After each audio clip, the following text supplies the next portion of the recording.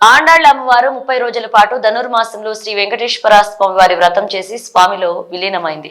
కాబట్టి ప్రతి సంవత్సరం ధనుర్మాసంలో ప్రత్యేక పూజలు నిర్వహిస్తామని శ్రీ వెంకటేశ్వర స్వామి అర్చకులు శ్రీనివాస శర్మ తెలిపారు. వరంగల్ జిల్లా తూర్పు నియోజకవర్గంలోని బట్టల బజార్ శ్రీ వెంకటేశ్వర స్వామి దేవాలయంలో ధనుర్మాస ఉత్సవాలు ప్రారంభమయ్యాయి.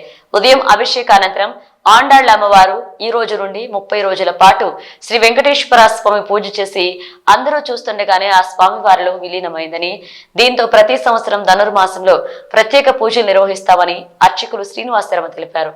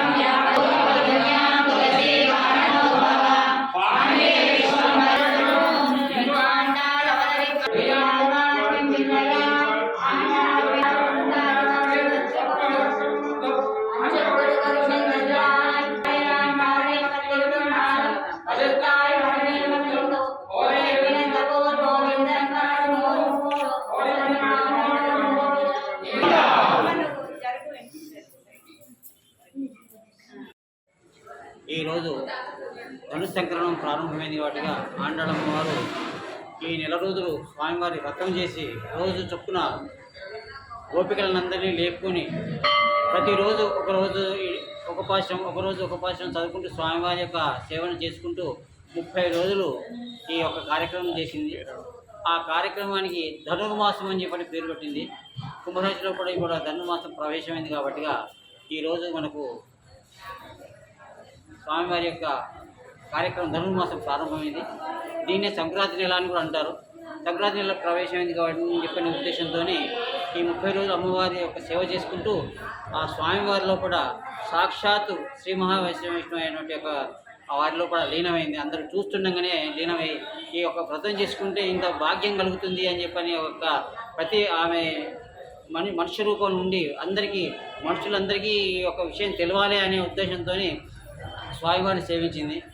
ఆ స్వామివారు కూడా ఆమె యొక్క రోజు తులసి మాల తీసుకొచ్చి తనకు వేయడం వల్ల ఆమెకు ఆ తులసి అనేటువంటి ఒక మనిషితో ఉన్న కారణోద్భవం, అంటే ఆమె ఒక మనిషి కడుపు నుంచి పుట్టిన మనిషి కాదు, సాక్షాత్ భూమి నుంచి పుట్టిన మనిషి కాబట్టిగా కారణోద్భవం అంటే కనిపించకుండా పుట్టింది కాబట్టిగా కారణోద్భవం అని చెప్పారు. పాండ్య దేశంలో విశ్వం అంతా చూడడానికి యొక్క జన్మ అవతారం ఎత్తింది. అంటే ఆండాళమ్మ వారికి ఈ నెల రోజులు చాలా విశేషమైనటువంటి యొక్క కార్యక్రమాలు చేస్తూ పసుపు కుంకుమలతోనే ఆమె పూజించుకుంటూ ఆఖరి రోజు నాడు శ్రీరంగనాథుని యొక్క శ్రీ వెంకటేశ్వర స్వామి యొక్క కళ్యాణం చేసుకొని స్వామి వల్ల అంతర్ధానం అయిందని చెప్పని పెద్దలు చెప్పినట్టు ఆ ప్రతిని మేము ఇప్పటికీ అనుసరిస్తూ వస్తున్నాం. ఈ దేవాలయంలో కూడా ఈ ధనుర్మాసంలో కూడా ప్రతినిత్యం పొంగలి, పులిహోర, స్వీటు అన్ని రకాల ప్రసాదాలు 3 రకాల ప్రసాదాలు చేసి భక్తులకు వినియోగం చేసుకుంటూ వాళ్ళ భక్తులను ఆనందదాయకంగా నింపుకుంటూ వచ్చేటువంటి ఒక రోజు కాబట్టిగా ఈరోజు మాకు చాలా ఆనందమైన రోజు. ఈ రోజును మేము జ్ఞాపకం ఉంచుకునేటువంటి రోజు కాబట్టిగా అందరూ సర్వేజనా సుఖినో భవంతు. నా పేరు పరాశర శ్రీనివాసాచార్యులు. నేను ఈ దేవస్థానం ధర్మకర్తను, వంశపారంపర్య ధర్మకర్తను. కాబట్టి ఇది నాది 13వ తరం. ఇది 12 తరాల వాడు ఇదే దేవాలయాన్ని పట్టుకుని వంశపారం కూడా అర్చకత్వం చేస్తూ వచ్చారు. ఇప్పుడు నేను కూడా అదే అర్చకత్వం చేస్తూ ఉంటున్నాను. ఆ తర్వాత మనకు ఏంటంటే ఏ ఉత్సవం కూడా పడిపోకుండా నిర్వహించుకుంటూ వస్తున్నాను. ఆ అమ్మవారు చేసినటువంటి యొక్క కార్యక్రమాలన్నీ తెలియజేసుకుంటూ ఆ యొక్క స్వామివారిని దర్శించుకుంటూ ఆ యొక్క కార్యక్రమం చేసిన వారికి ఎంత పుణ్యం దక్కుతుందో అనే విషయం ఆమె తెలియజేసింది. కాబట్టిగా అందుకనే దీన్ని ధనుర్మాస వ్రతం అని చెప్పని అంటారు. కాబట్టి ఆ అమ్మవారిని సేవించుకుని స్వామివారిని సేవించి ఆ తీర్థప్రసాదం స్వీకరించి వారి యొక్క ఆశీర్వచనం పొందుకోవాలని చెప్పని సర్వదా సర్వజ్ఞులందరికీ విజ్ఞప్తి చేస్తున్నాను. జై శ్రీమన్నారాయణ.